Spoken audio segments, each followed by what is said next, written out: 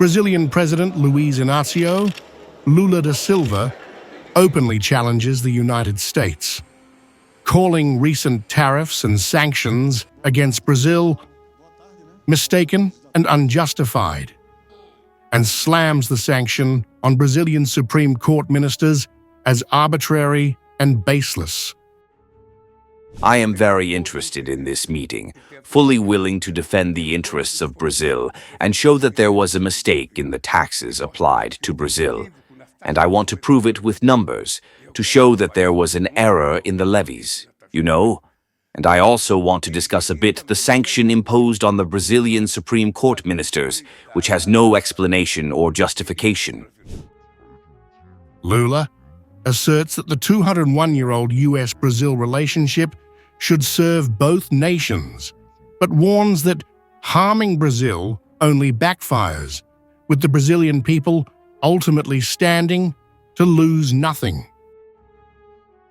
He declares upcoming talks with US officials will have no vetoes, signaling Brazil's readiness to speak freely, confront errors, and push back against US overreach.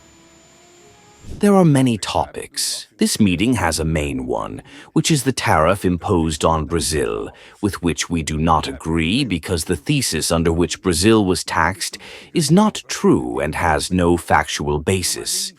The United States has a surplus of $410 billion over 15 years with Brazil. Therefore, the thesis does not hold, and the claim that there are no human rights in Brazil because the former president is being persecuted is also not true. Whoever commits a crime in Brazil is judged and, if guilty, is punished. That also makes no sense.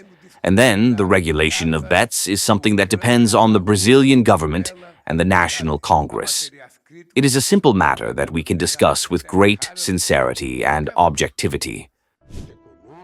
The Brazilian president promises to raise contentious global issues, including Gaza, Ukraine, Russia, Venezuela, and strategic resources, showing Brazil will not shy away from challenging US priorities.